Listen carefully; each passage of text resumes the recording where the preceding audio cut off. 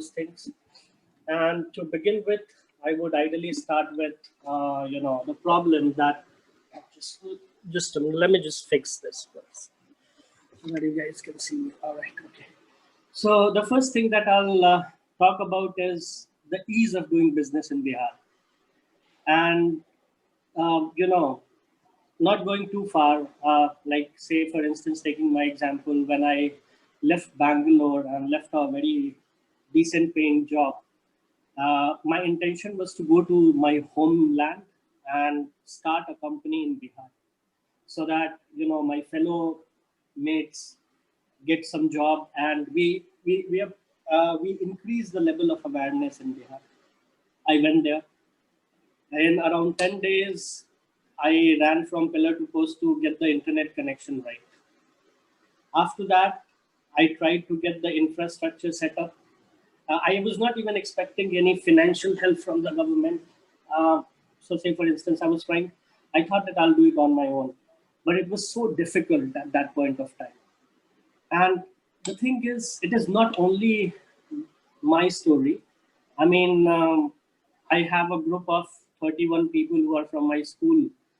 Around 28 of them are from IIT in my batch.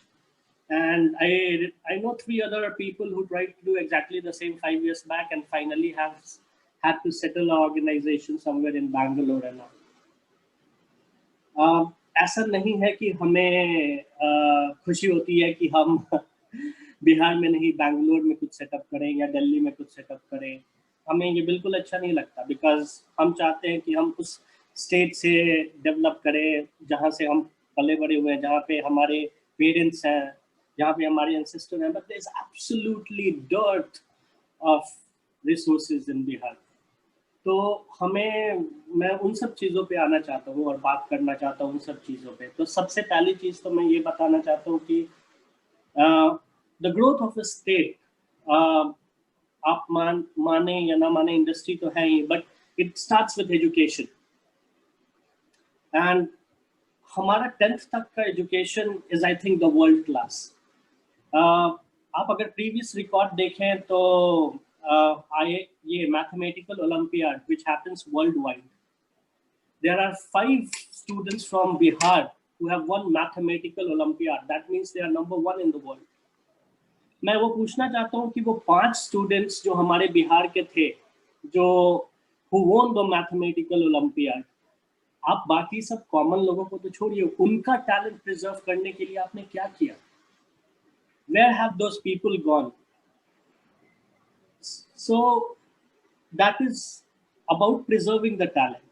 The second thing which we are talking about is nurturing the talent. For nurturing the talent, frankly speaking, अभी 2010 में हमने एक international symposium on internet security करवाया था पटना में. Apparently without any government help, of course.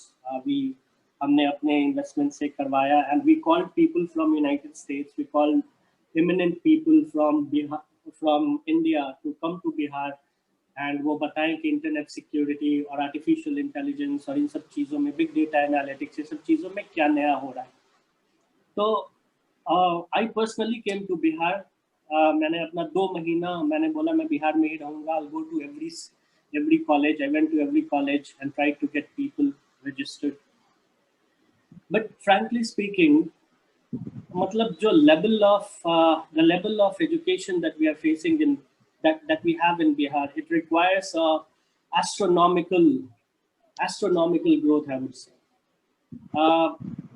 Because sorry again, मतलब family के अंदर क्रिटिकल होना ही ज़्यादा बेहतर है, क्योंकि फैमिली के बाहर मैं जाके हमेशा अपने स्टेट को डिफेंड करता हूँ, बट फैमिली के अंदर पता होना चाहिए कि क्या प्रॉब्लम्स है.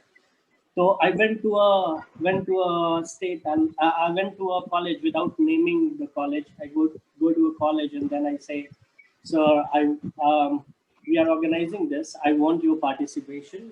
I want some people to come and know about it. The fact is, जब मैं deliver कर रहा था अपना basic speech, I mean, 95% of the people didn't know what internet security and ethical hacking is. एक बहुत ही बड़े कॉलेज जो पटना में है, उन्होंने बोला कि नहीं, हम हैकिंग का तो ट्रेनिंग या सिंपोजियम में I would not encourage I would not encourage our guys to participate. I said, why? So the reason he gave me was very funny, that the people would start learning about internet security and then they would come down and start breaking protections. I said, the world has moved light years ahead. And internet, if you look at the Gartner report, the two biggest areas of opportunity are artificial intelligence and internet security. And here I come from outside the state, invest all my money and energy and try to get people to get registered for a symposium. And here comes this great head of department of a great college, and he says, I don't want my people even to be educated in internet security. When we talk about computers, you talk about artificial intelligence, data science, anything practical. I mean, none of the colleges are doing absolutely anything to take that talent that they have. पहले तो वो admission में 10 नखरे करते हैं, चलो आपने 10-15 नखरे करके आपके हिसाब से जो बेस्ट टैलेंट था उसको सेलेक्ट किया, उसे खराब क्यों कर रहे हो? I mean, there should be enough opportunity from a person in Bihar, a student in Bihar, जो पहले talented था, जिसने वर्ल्ड लेवल पे अपने स्टेट को नहीं अपने कंट्री को रिप्रेजेंट किया है, उसके पास enough opportunity होना चाहिए कि वो उसको उस लेवल का एजुकेशन मिले जो वो डिजर्व करता है. तो सबसे पहले तो एजुकेशन में हमें कुछ करना पड़ेगा आगे बढ़ने के लिए. अब एजुकेशन में अब स्टेट जो कर रहा है वो तो कर ही रहा है, विच इज ग्रेट. अब बाहर के लोगों को आके यहाँ पे कुछ करना पड़ेगा. तो बाहर के लोग आएंगे तो उनका जो बेसिक चैलेंज है वो सब हमें देखना पड़ेगा कि वो बाहर के लोग यहाँ पे क्यों नहीं आ रहे हैं, क्यों इन्वेस्ट नहीं कर रहे हैं, क्या प्रॉब्लम है. इंफ्रास्ट्रक्चर की प्रॉब्लम है, वर्कफोर्स नहीं है, बट हम वर्कफोर्स को train, MSME can train the workforce. तो लेकिन बाकी सारी चीज़ों का हमें कुछ ख्याल रखना पड़ेगा ताकि MSME के लोग आए यहाँ पे और इन्वेस्ट करें. अच्छा, मेरा जो दूसरा पॉइंट है वो ये है कि like Faz ji was saying about all that entrepreneur image and all that. So regarding that, I have to say two things जो हमें देखना और चेंज करना पड़ेगा. सबसे पहले तो I know at least around 50 people in the group of our entrepreneurs who are from elite universities. जैसे कोई IIT का है, कोई कार्नेगी मेलन यूनिवर्सिटी का है, कोई कैलिफोर्निया स्टेट यूनिवर्सिटी का है, सब बिहार से है. एंड ये सारे जो लोग हैं वो सब चाहते हैं कि मतलब वो आके बिहार में कुछ करे. बट यहाँ का जो इंफ्रास्ट्रक्चर है वो उन्हें अलाउ नहीं करता. दूसरा, ये सारे लोग ऐसे लोग हैं जिन्होंने अपना हाई पेइंग जॉब छोड़ा है. वो छोड़ा इसलिए, so no one becomes entrepreneur for money. I think if you try to become entrepreneur for a money, you better not bloody become entrepreneur for a money, because it will screw you back. It's a very difficult job. So you become entrepreneur only because you want to do something for someone else. वरना कौन अपना high paying job छोड़ के यहाँ पे 24 घंटे काम करे just for the sake of the fact कि हम 20 या 30 लोगों को एम्प्लॉयमेंट दे सकते हैं, हम ट्रेन कर सकते हैं उनको. तो ये डिफिकल्ट जॉब है. ये वही लोग लेते हैं जिनका मोटिव पैसे से ज़्यादा बड़ा होता है. दूसरा, जहाँ तक इन्वेस्टमेंट की बात है, मुझे लगता है कि सिर्फ बिहार का नहीं, पूरा इंडिया का कुछ चेंज करना पड़ेगा हमें. प्राइमरली बिकॉज आप देखिए, जैसे one of the organisations that I know, they got funded in Ireland for the security product that they make, but they did not get funded in India. तो अब बात ये है कि आप अगर बड़े लोग जो VCs होते हैं, जो इन्वेस्टर्स होते हैं, उनका आउटलुक देखिए, तो वो बोलते हैं कि हमें पता है कि हम 10 लोगों को लेंगे, उसमें 9 फेल होंगे, फिर भी मैं उन 10 लोगों पे इन्वेस्ट करने के लिए रेडी हूँ, और वो भी ह्यूज मनी, बिकॉज मुझे पता है कि वो बंदा सिर्फ 10 में से एक भी पास होगा, that will make my investment huge. I mean, if a VC guy who is much less powerful than state can make this commitment and still make a lot of money, तो मुझे तो लगता है कि state should be more than welcoming to entrepreneurs. तो अगर 10 में से 9 चले भी जाए तो भी वो एक एंटरप्रेनर ऐसा कर सकता है जो बहुत बड़े स्केल का, जो स्टेट को कंप्लीटली अपलिफ्ट कर दे. और जब India became independent, Bihar was the most literate state with 55% और सो एजुकेशन. अभी भी वो 55% पे ही है. तो उसका यही प्राइमरली रीजन है कि मुझे लगता है कि थोड़ा आउटलुक बदल के we have to be now thinking out of the box. Education system थोड़ा चेंज होना बहुत जरूरी है. ज्यादा लोगों को आना पड़ेगा. सबका मोटिव है कि they just want to become IAS and all, which is not a very good motive to begin with. अच्छा, एक मेरा लास्ट पॉइंट है before I hang up. It is about agriculture. I don't remember the name of the sir. He was talking about agriculture and all, and which was great. और उनका insight भी बहुत ही deep था और बहुत अच्छा था.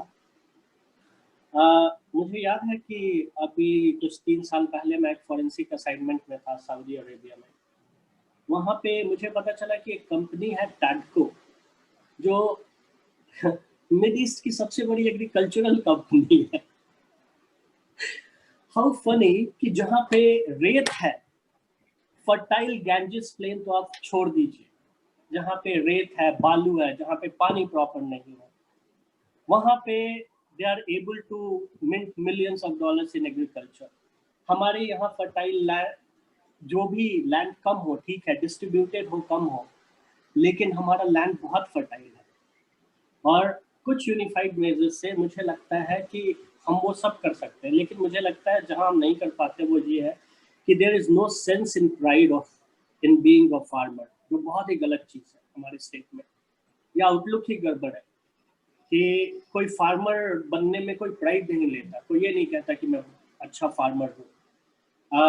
I remember one of my Korean friend, वो एग्रीकल्चर पढ़ रही थी जब मैं IT कर रहा था. तो मैंने बोला ये क्या फालतू की चीज़ है, ये आप क्या कर रहे हो. And I met her like 3 years back, और मुझे पता चला कि उनका turnover has reached around $50 million in absolutely no land that they have. उससे ज़्यादा land तो हो सकता है बहुत सारे लोगों के पास हो बिहार में. So that those things have to be communicated. And last but not the least, I want to thank Bihar Connect for doing a great job.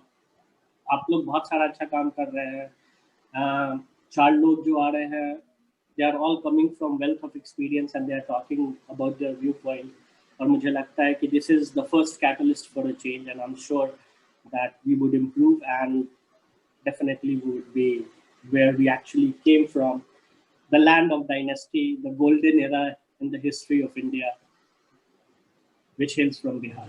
Thanks, Cheers.